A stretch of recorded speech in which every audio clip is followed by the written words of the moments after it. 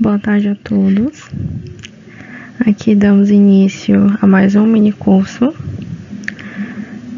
ministrado pelos discentes do 4º período de Engenharia Civil do IFRO Campus Porto Velho Calama, leitura e interpretação de projetos arquitetônicos. Nós somos Flávia, Gabriele, Eugiane, Newton e a Tainara.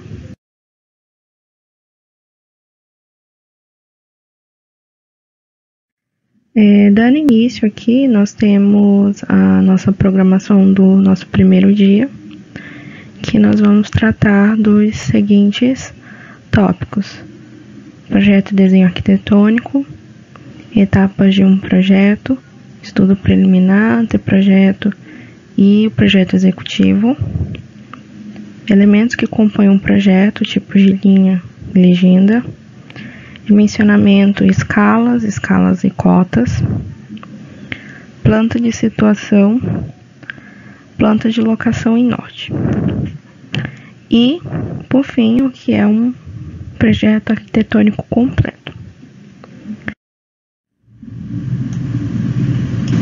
Bom, o nosso primeiro tópico trata de projeto de desenho arquitetônico, mas o que são? O projeto arquitetônico é uma atividade técnica de criação e idealização, onde nós temos materialização de ideias. Através do projeto arquitetônico, nós podemos estudar maneiras, possibilidades que acabam atendendo demandas, solucionando problemas. Os projetos também reúnem materiais de representação gráfica, escrita também, e que possuem características que vão possibilitar a leitura daquilo que eu projetei, daquilo que eu estou representando. E desenho arquitetônico é nada mais do que a representação gráfica técnica que segue normas dos nossos projetos arquitetônicos. Os desenhos, eles são a síntese gráfica visual do projeto arquitetônico, que é baseado em normas. Eu não consigo falar sobre desenho, projeto arquitetônico, que a gente está tratando de linguagem. Quando a gente fala de linguagem, essa linguagem gráfica, de representação, padrão, a gente fala de desenho técnico, que é essa linguagem que é utilizada na indústria e que tem normas gerais de desenho e que é regulamentado aqui no Brasil pela ABNT, Associação Brasileira de Normas Técnicas.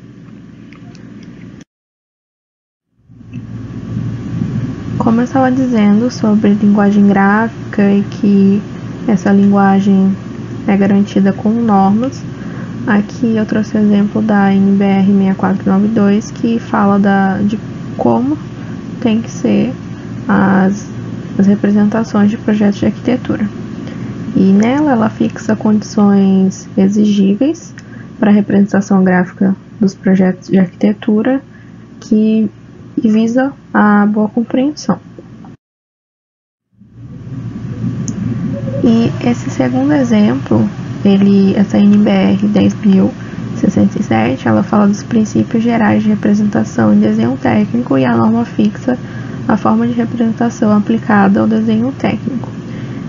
Dentro das normas, aqui só são 2 exemplos, elas também trazem outras normas que elas têm objetivos específicos e garantem desde da escrita, a folha, aos símbolos e por aí vai.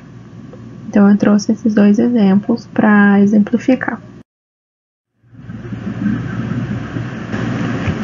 Dando continuidade em relação às etapas de um projeto, nós trouxemos essas 3 que nós achamos pertinentes e interessantes, mas as etapas de um projeto arquitetônico não são somente essas, tem outras que, além dessas, né? E aqui nós temos estudo preliminar, o anteprojeto e o projeto executivo. Então, a seguir nós vamos falar dessas etapas.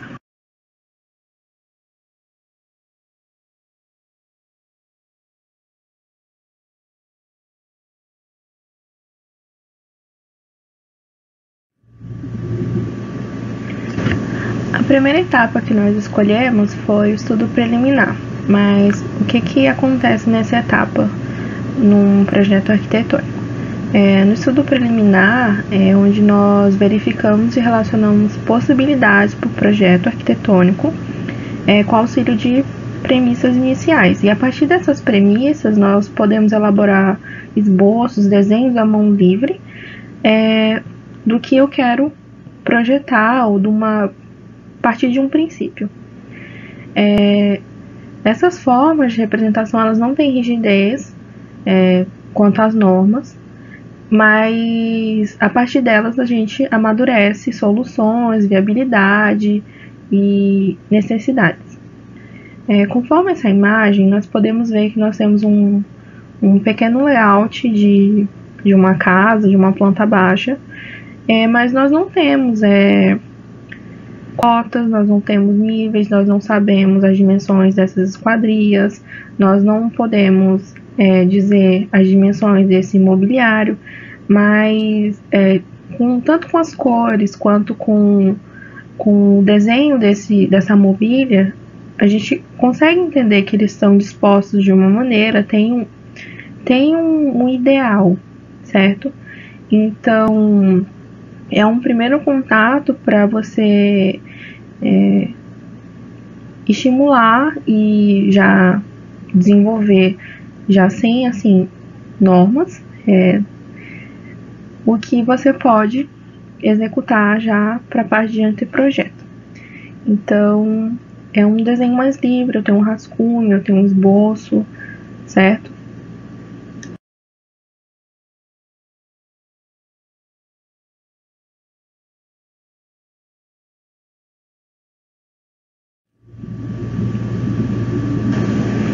Bom, aqui eu trouxe alguns exemplos de croquis, de rascunhos dentro do estudo preliminar.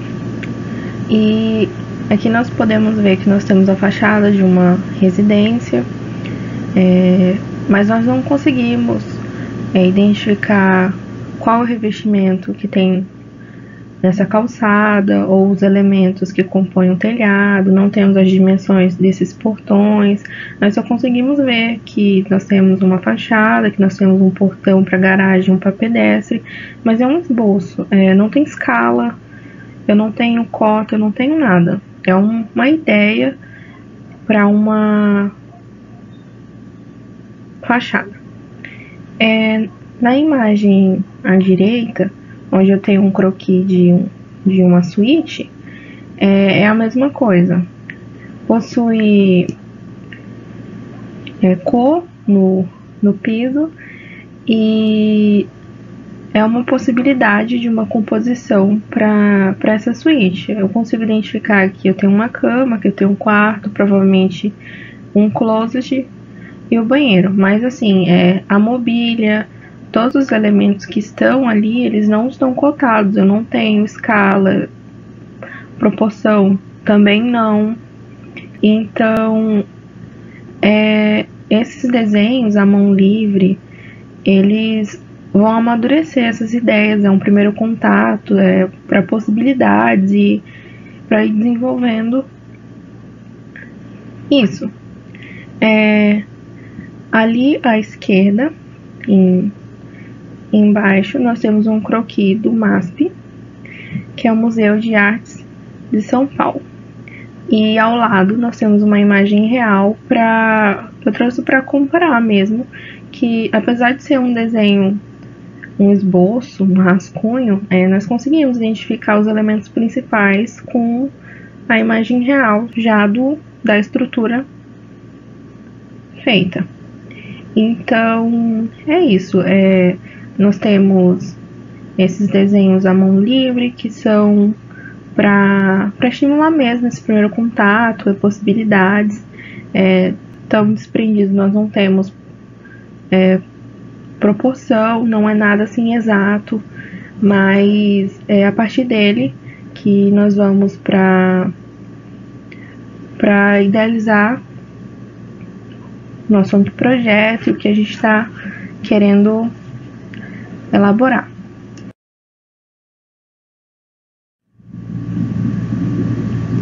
Já que na etapa de anteprojeto, nós já temos definidos os métodos e elementos que eles vão caracterizar o meu projeto. Eles foram definidos na etapa de estudo preliminar. E a partir disso, nós vamos ter o nosso desenho técnico, onde nós vamos seguir com rigidez e precisão as normas técnicas que nos norteiam para garantir que essa linguagem gráfica ela seja compreendida e padronizada.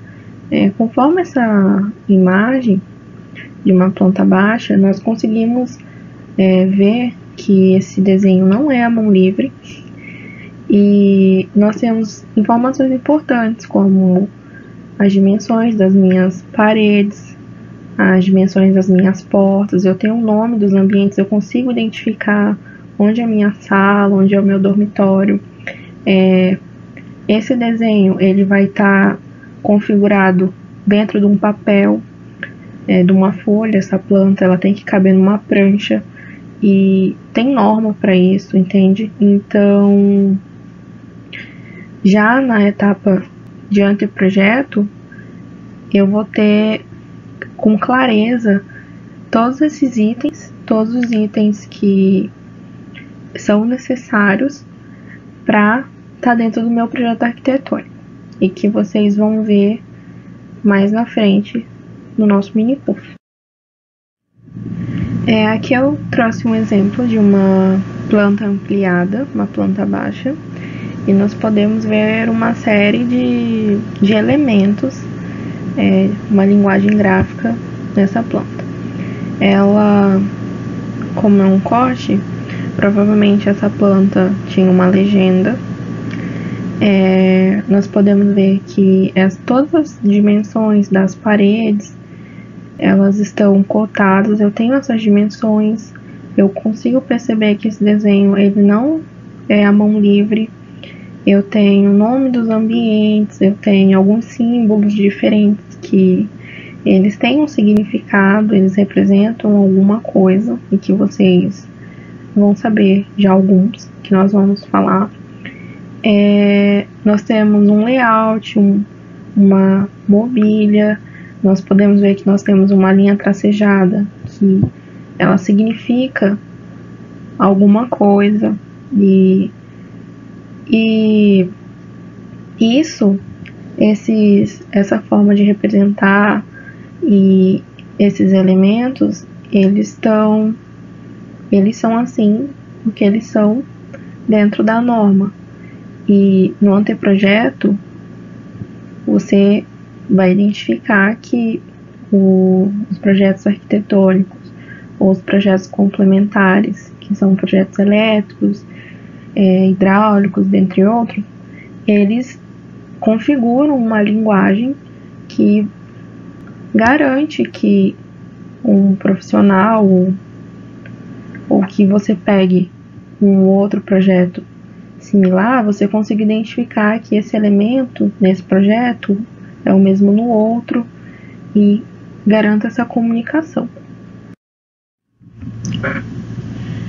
Aqui na etapa do projeto executivo, nós temos as nossas plantas baixas, os nossos desenhos, que eles vão ser encaminhados à obra. Assim como o nome diz, é um projeto executivo, de execução mesmo. E esses projetos, eles são bem detalhados, eles são complexos e eles têm uma linguagem técnica de desenho que garante o melhor entendimento. Então, quando eu falo de projeto executivo, eu vou ter cortes da minha planta baixa, assim conforme a imagem, nós temos um corte de uma planta qualquer, que eu consigo ver aqui a altura do muro, eu consigo ver a altura do que está do meu mobiliário, eu tenho a especificação que a minha telha ali é cerâmica, eu tenho a inclinação dela, eu vou ter, por exemplo, a altura do meu telhado, especificação do meu forro, dentre outras informações. Então, todas as informações que são pertinentes, o máximo que eu puder detalhar e deixar bem claro dentro do meu projeto arquitetônico, é mais interessante. Então, consegue ainda, mais arrisca ainda, as minhas normas para garantir que a linguagem ela seja entendida.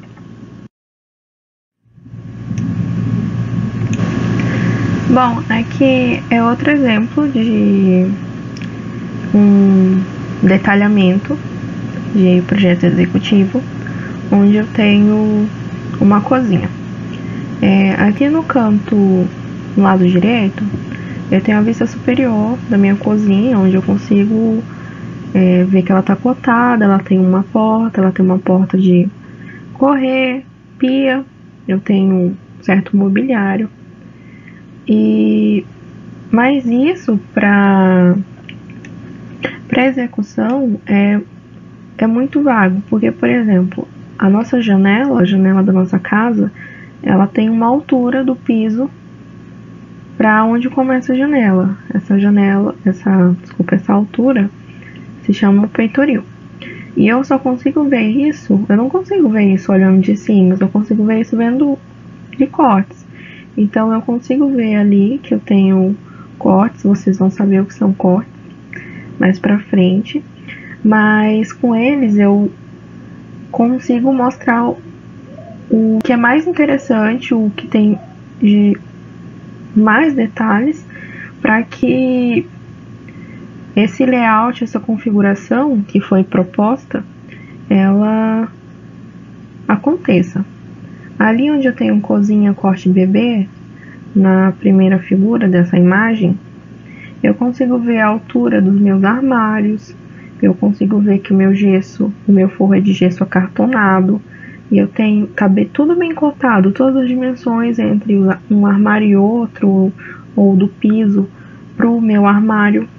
E ali onde eu tenho cozinha corte bebê, logo abaixo, eu consigo ver como os meus móveis estão posicionados, meu fogão, minha geladeira, a altura, que o meu forro também é de gesso acartonado.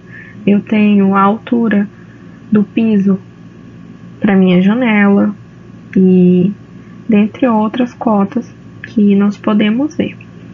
Então, essa parte de detalhamento, todas essas cotas, provavelmente você pode também indicar o tipo de revestimento que vai ter nessa parede ou qualquer outra configuração que foi determinada, então ela tem que ser bem detalhada para ela ser executada. Que, por exemplo, o meu forro ele não poderia ser de gesso, poderia ser outro tipo de forro. Ou se tivesse detalhamento do meu revestimento dessa minha cozinha, poderia ter um revestimento específico indicando que, sei lá, seria qualquer outro, entende? Então, para projeto executivo, eu tenho essa preocupação mesmo de deixar o mais detalhado possível. Bom, aqui eu trouxe para um resumo bem prático sobre o que nós acabamos de conversar. Primeiro, nós temos um projeto preliminar, onde nós temos desenhos à mão livre, nós temos croquis, esboços, não seguem a norma e é um desenho mais livre mesmo, onde você vai amadurecer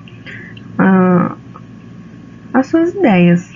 E vamos supor que, por exemplo, eu tenho uma casa e eu quero um jardim. Então, é muito provável que a arquiteta que vai desenvolver esse projeto, ela me traga uma série de ideias de como pode ser configurado esse jardim no meu quintal, na minha casa. E depois do projeto preliminar, nós temos o anteprojeto. E já no projeto nós podemos ver que esse desenho ele não foi feito à mão, ele tem algumas cotas, apesar da imagem estar bem simples, nós temos o mobiliário, todos têm que estar dentro de uma escala, fiel à realidade mesmo, e isso tem que estar informado. E dentre outras informações também, está dentro de uma prancha e outras características que abrangem um projeto, que vocês vão ver mais na frente do mini curso. Aqui nós temos uma etapa mais que nós não trouxemos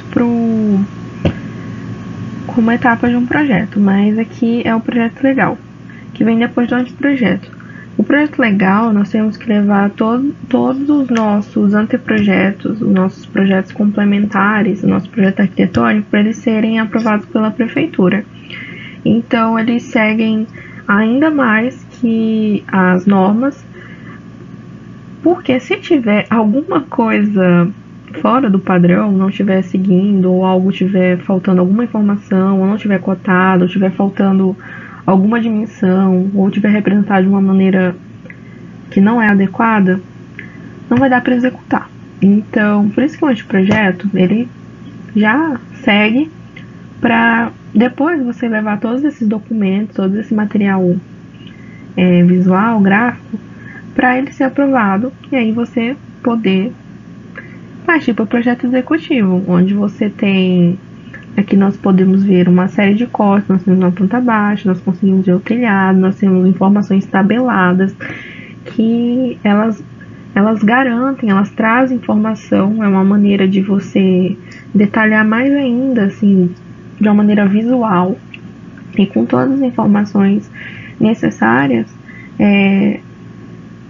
como tem que ser executado aquilo, a altura, o revestimento que pode ter, o material que eu vou utilizar, ou a cor que eu vou pintar. Isso tem uma maneira de identificar isso, detalhar e tudo mais.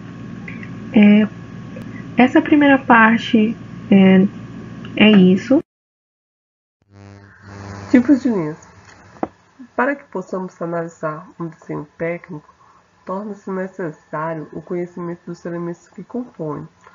As linhas são desses elementos, elas são de extrema importância para o desenho arquitetônico, pois elas representam a dimensão e a posição das paredes, das janelas, das portas, dos pilares, entre outros. As linhas são utilizadas no desenho técnico como diferentes características de traçado e espessura. Os tipos de linhas são normalizados pela NBR 8403, que estão apresentados aqui ao lado. Os tipos de linha.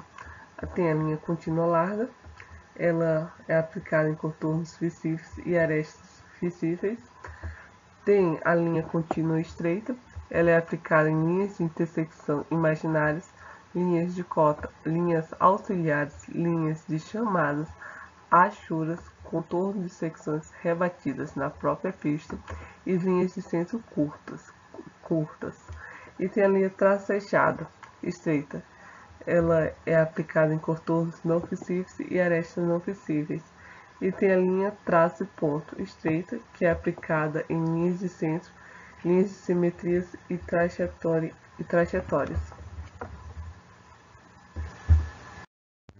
Legenda.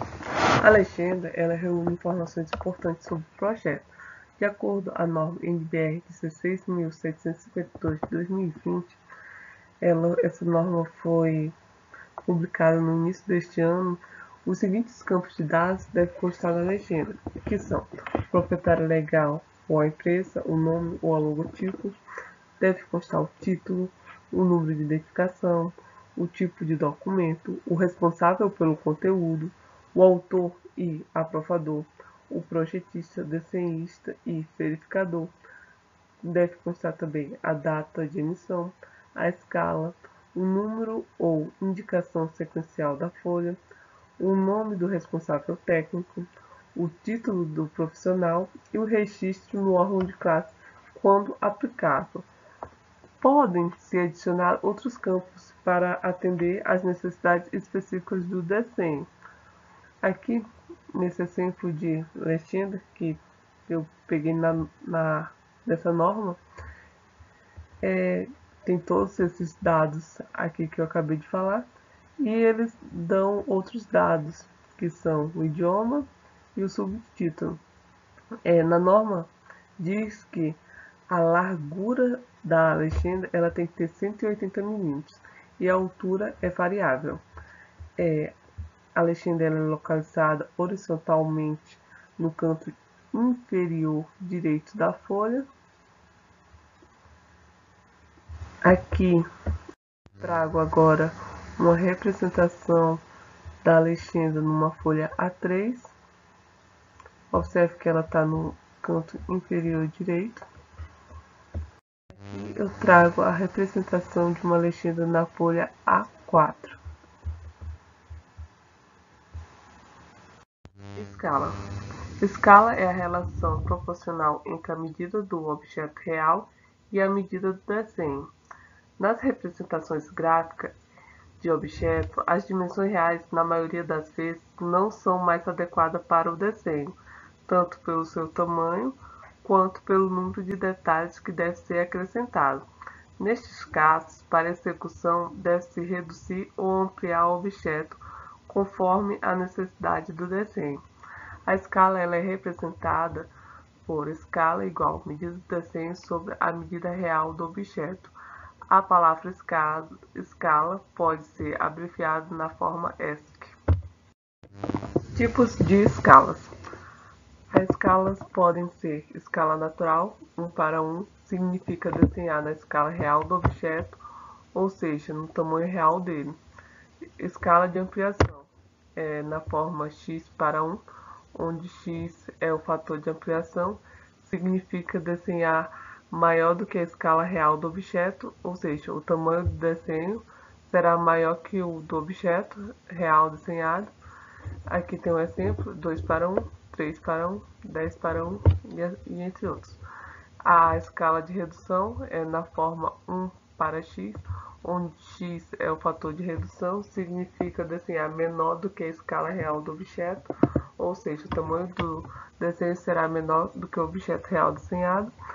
Aqui tem um exemplo, 1:2, 1:20, 1:50, 1:500 e 1:200. Nos desenhos arquitetônicos, geralmente é usado mais a escala de redução. Aqui tem um exemplo da escala de redução e ampliação. O objeto está na escala natural dele. Aí, conforme vai aumentando o fator de redução, vai diminuindo o desenho. Aqui está na escala 1:2, já diminuiu em relação ao tamanho real dele. Aí aumentou para o fator de redução 5, então a escala está de 1:5. Pode observar que o desenho está cada vez menor e vai reduzindo. Na escala de ampliação, o objeto real está 1:1, está desse tamanho. Conforme vai aumentando o fator de ampliação, o objeto vai crescendo. Aqui eu trago um exemplo de uma mesma planta baixa, só que com escalas diferentes.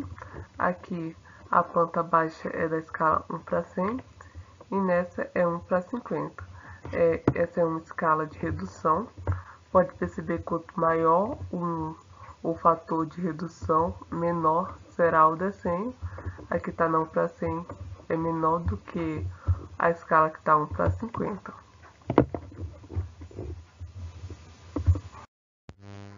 As escalas mais utilizadas.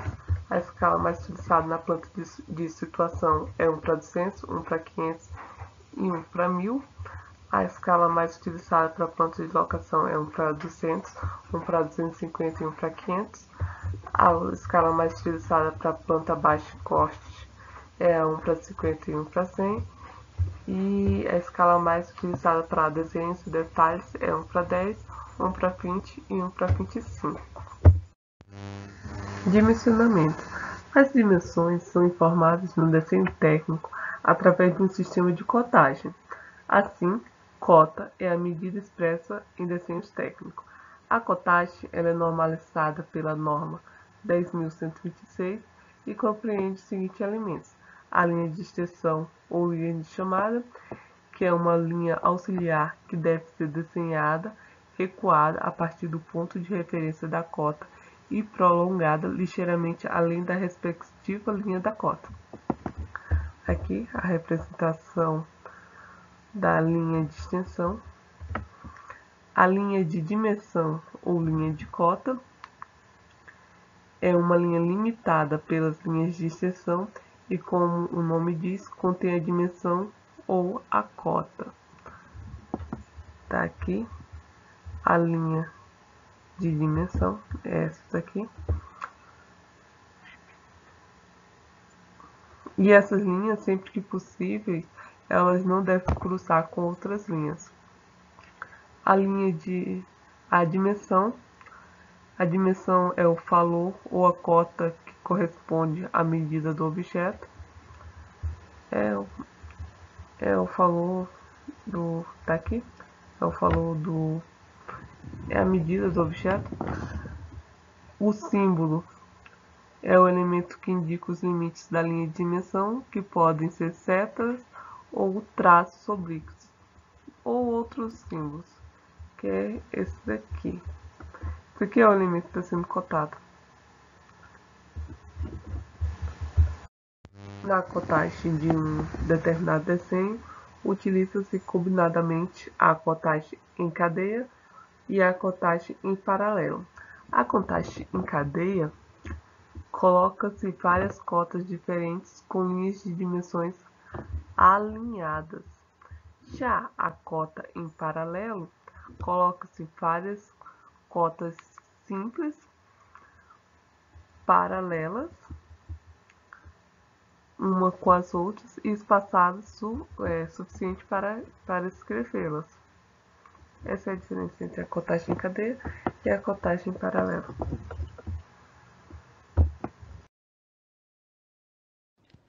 Bom, eu sou a Gabi e eu vou estar explicando agora sobre a planta de situação. O que é uma planta de situação? Então, ela é um documento que traz a localização do terreno dentro de uma área. Ela vai mostrar as dimensões e arredores de onde o projeto vai ser executado. Além disso, ela também traz lotes e quadras da vizinhança e as principais referências para a localização e a distância de todos os elementos em relação a esse lote que vai ser usado.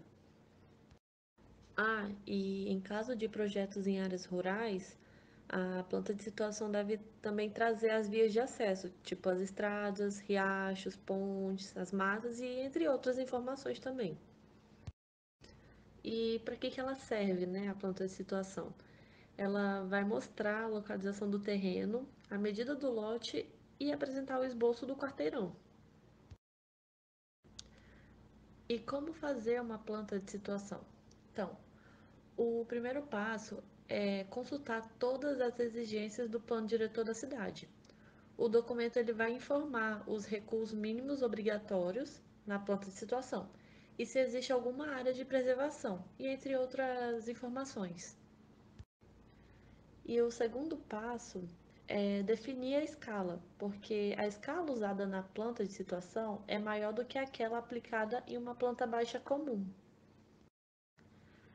E ela vai depender do tamanho do terreno e das dimensões do projeto. Mas, basicamente, as escalas usadas em uma planta de situação são 1:500, 1:1000 ou 1:2000. E o terceiro passo é incluir as informações de acordo com a BNT. De acordo com a NBR 6492, tem uns itens que são obrigatórios na planta de situação e eu vou apresentar daqui a pouco.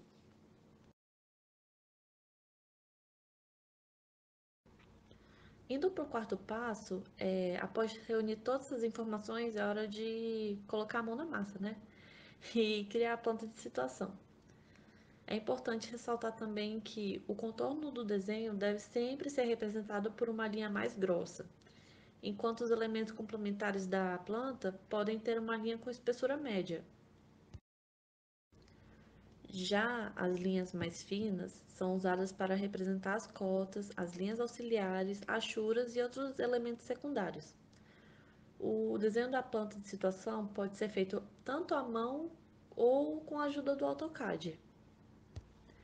E agora, voltando ao terceiro passo, o que deve conter, né, em uma planta seguindo a NBR 6492. Aqui tem alguns exemplos do que é obrigatório ter na planta, né?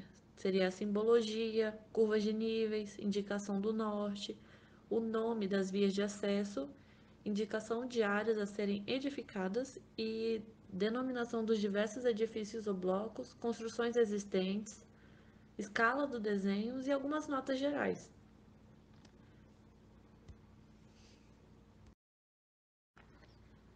E aqui temos dois exemplos, né, da planta de situação. Dá de ver que tem a escala, o norte, mostra o nome das vias, tá tudo certinho.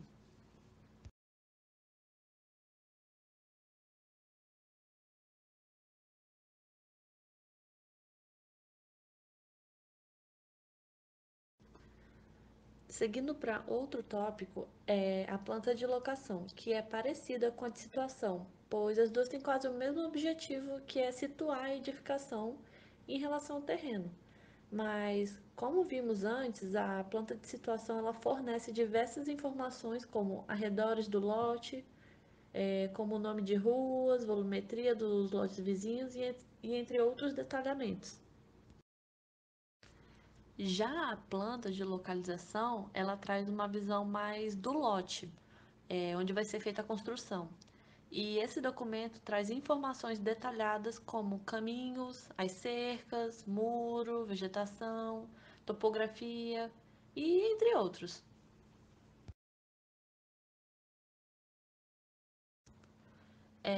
E o que deve conter, né? Assim como na planta de situação, ela deve seguir a NBR, a mesma NBR.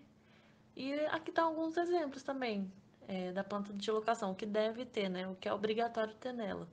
E são as cotas gerais, cotas de rua, indicação do norte também, o alinhamento predial, o acesso de pedestres e veículos, número do lote e a escala utilizada na planta. E aqui também temos dois exemplos, né, da planta de locação e dá de ver que ela é diferente da de situação. Ela já é mais puxada para o lote mesmo. E como a de situação, ela vai ter mais detalhamento sobre os quarteirões e tudo mais.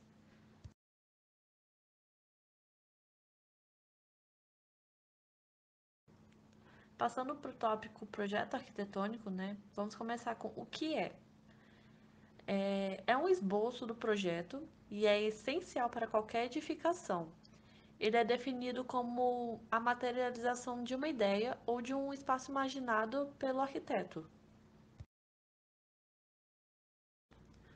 Agora a importância, né, do projeto arquitetônico. Com ele é possível identificar a melhor maneira de atender a necessidade de um cliente e até mesmo poder prever e solucionar os problemas que podem surgir durante o processo. E também vai detalhar e especificar todas as fases da obra.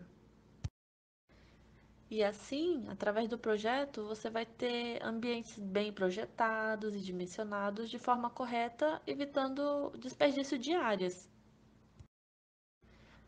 E outra coisa a ser comentada é que é essencial ter um projeto arquitetônico, porque vai ser através dele que vai ser criados os outros projetos, como o estrutural, projeto de interiores e entre outros, né? Agora, fases do projeto arquitetônico. E a primeira parte é o levantamento ou briefing. Essa é uma etapa preliminar e é realizada em conjunto com o cliente, para que o arquiteto possa compreender as necessidades e anseios para a futura casa.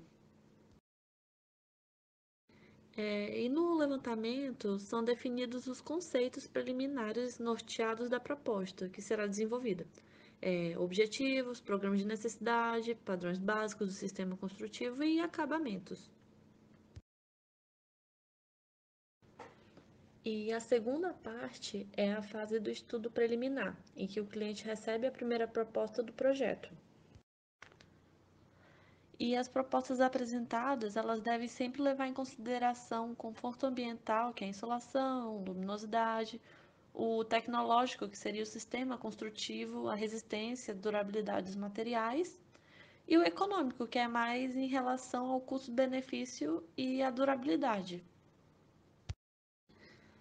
Após a aprovação do projeto preliminar, começa o desenvolvimento do anteprojeto. E o anteprojeto é a evolução do estudo preliminar. E nele são especificados os elementos, as instalações e componentes necessários para o total compreensão do projeto pelo cliente. E é nessa etapa que são apresentadas as plantas de pavimentos, os cortes esquemáticos, fachada principal e especificação prévia dos principais acabamentos da fachada. E nessa fase ainda é possível realizar alterações no projeto, caso o cliente queira ou surja algum problema. Mas passando dessa etapa, não pode mais alterar. Por isso é bom ficar atento e ter certeza das escolhas. E a próxima etapa, que é do projeto arquitetônico, é a fase de especificação detalhada de tudo que foi definido até o anteprojeto. Por isso, ela é dividida em duas subetapas, que são o projeto legal ou básico e o projeto executivo. O projeto básico, ele trata-se do desenvolvimento mais aprofundado do anteprojeto, e ele tem todas as informações necessárias para a compreensão desse projeto. E assim ele possibilita o início do desenvolvimento dos projetos complementares. Com o projeto básico, a gente tem a informação suficiente para a elaboração de estimativa de custo, de prazos e serviço de obra. E é nessa etapa que ocorre a elaboração de todos os desenhos técnicos de arquitetura que são necessários para a aprovação do projeto na prefeitura.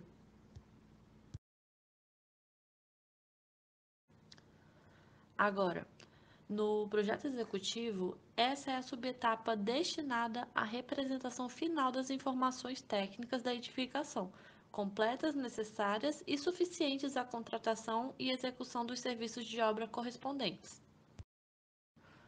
Do projeto executivo, devem constar memoriais descritivos com especificação de todos os materiais de acabamento, como louças e metais, detalhes das esquadrias, escadas e guarda-corpos, planta com paginação de piso e entre outros.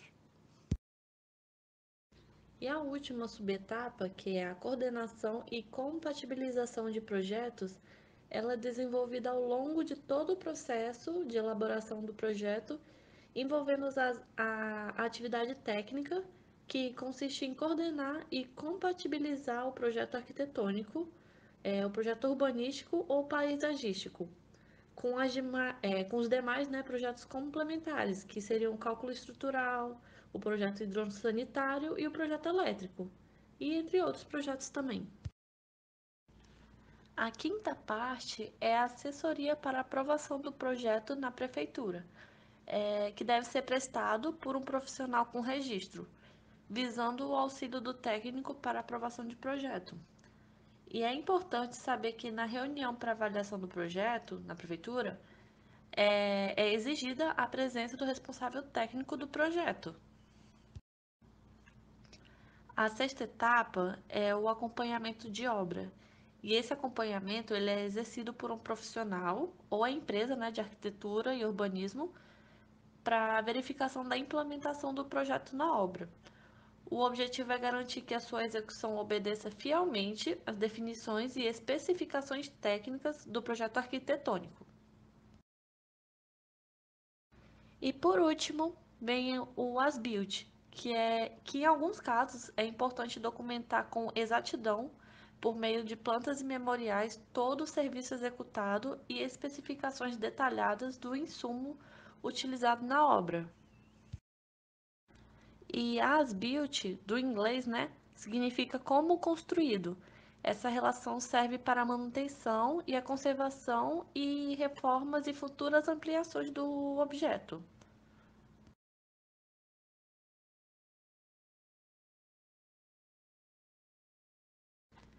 E aqui estão alguns exemplos do projeto arquitetônico, que podemos ver que é bem detalhado, e no segundo exemplo temos até a planta de situação ao lado.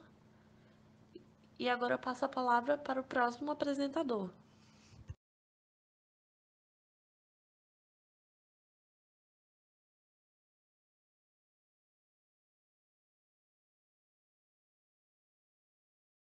Bom, e para finalizar o nosso primeiro dia de mini curso, aqui nós trouxemos as nossas referências utilizadas. E aqui fica o nosso contato, falar comigo ou com a Gabriele, nos enviar e-mail ou mensagem. Eu agradeço a todos que acompanharam essa primeira parte. Eu espero que vocês assistam a segunda também. Então, qualquer dúvida, sugestão, vocês também podem comentar aqui embaixo, aqui embaixo nos comentários mesmo do YouTube, ou se preferirem entrar em contato com uma de nós duas, certo? Então é isso, obrigada e até a parte 2.